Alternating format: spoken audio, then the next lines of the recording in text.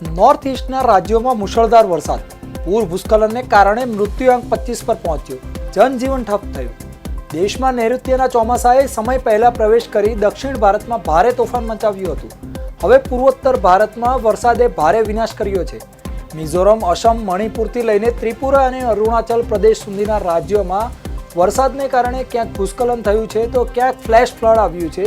આ વિસ્તારમાં વરસાદ સંબંધિત ઘટનાઓને કારણે 25થી વધુ લોકોના મોત નિપજ્યા છે। પૂર્વોત્તર ભારતમાં મુશળધાર વરસાદના કારણે અનેક વિસ્તારોમાં રસ્તાઓ તૂટી ગયા। 12,000થી વધુ લોકો અસરગ્રસ્ત થયા છે અને સેંકડો લોકો વિવિધ સ્થળો પર ફસાયા હોવાની આશંકા। હવામાન વિભાગે આગામી દિવસોમાં વધુ ભયાનક વરસાદની ચેતવણી આપી। અરુણાચલ પ્રદેશમાં ભૂસ્ખલનના કારણે 9 લોકોએ જીવ ગુમાવ્યા છે। રાજ્યના અનેક ભાગમાં પૂરની સ્થિતિ સર્જાઈ છે।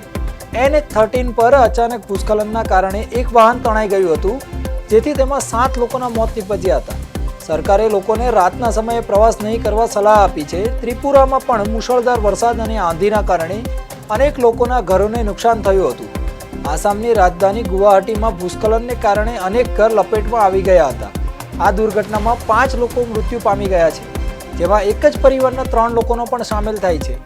આ સિવાય ગોલાઘાટ જિલ્લામાં 2 અને લખમીપુરમાં 1 વ્યક્તિનું મૃત્યુ થયું છે। અગરતલામાં હાવડા નદીનું જળસ્તર સતત વધી રહ્યું છે। ત્રિપુરામાં 1 વ્યક્તિનું ડૂબી જવાથી મોત થયું હોવાના સમાચાર છે। અનેક સ્થળો પર વૃક્ષો તૂટી પડતા રસ્તાઓમાં અવરોધો ઊભા થઈ ગયા છે। આસામમાં પણ છેલ્લા 24 કલાકમાં 6 જિલ્લામાં મુશળધાર વરસાદને કારણે ભૂસ્ખલન થતાં 5 લોકોના મોત નિપજ્યા હતા તથા 10,000થી વધુ લોકો અસરગ્રસ્ત બન્યા હતા। હવામાન વિભાગે અનેક વિસ્તારોમાં રેડ અને ઓરેન્જ એલર્ટ જાહેર કર્યા છે।